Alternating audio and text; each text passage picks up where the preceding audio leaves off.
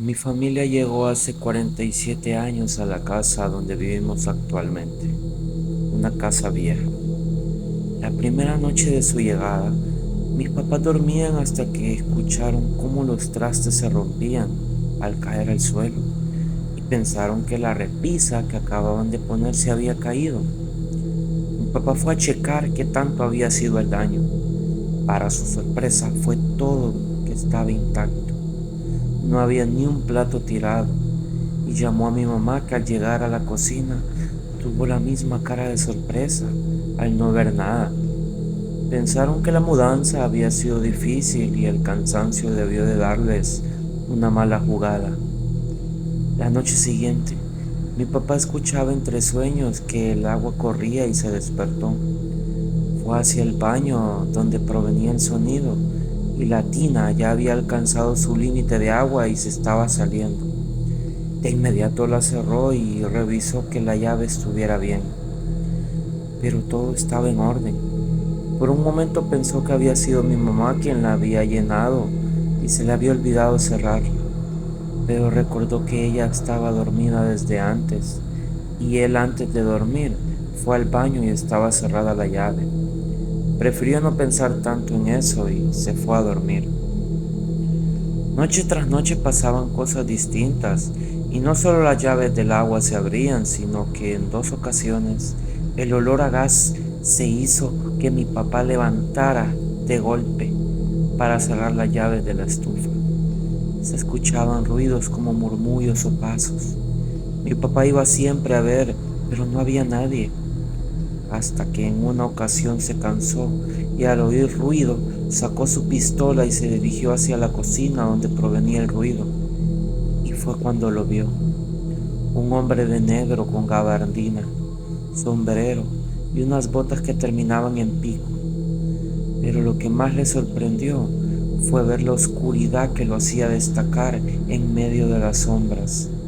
Le apuntó con la pistola y vio cómo poco a poco se desvaneció.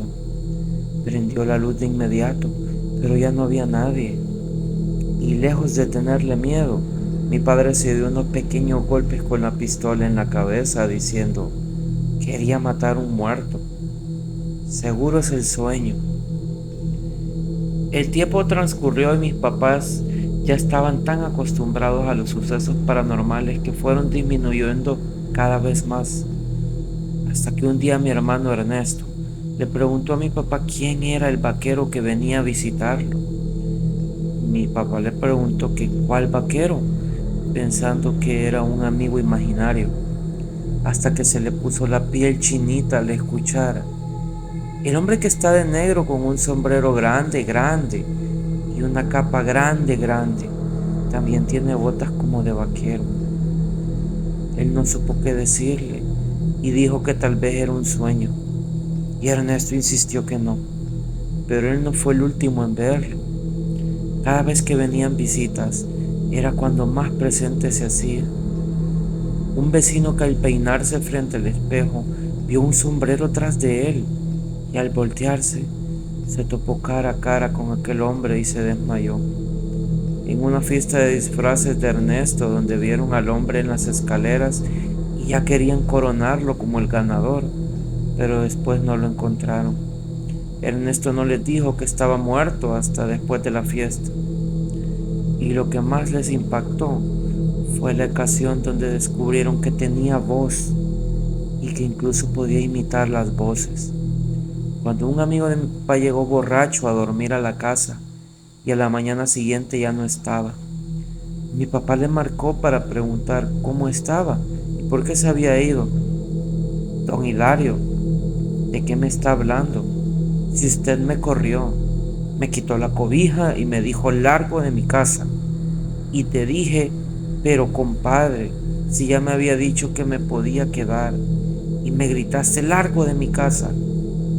Y pues me fue bien achicopalado, pero lo que más me sorprendió fue ese sombrero que nunca le había visto, como si no quisieras que te reconociera. Y mi papá le dijo que no había sido él, que a lo mejor en su borrachera empezó a alucinar, pero no quiso comentarle que aquel hombre fue lo que, a despertar, no había sido él. Incluso una vez que acababan de regresar de un viaje, mi papá fue directo a visitar a su hermana. Estuvo platicando con él y le preguntó que por qué no había ido a su viaje. Y él le dijo que así había ido. Incluso habían regresado ese mismo día. Imposible. Ayer te marqué, hermano. Hablé contigo. Hasta te pregunté si podía irte a ver y me dijiste que no. Y que no volviera a marcar. Pensé que estabas enojado. Por eso me sorprendió que vinieras a verme. Pensé que me ibas a explicar qué estaba pasando. Y pues le explicó los sucesos paranormales que pasaban.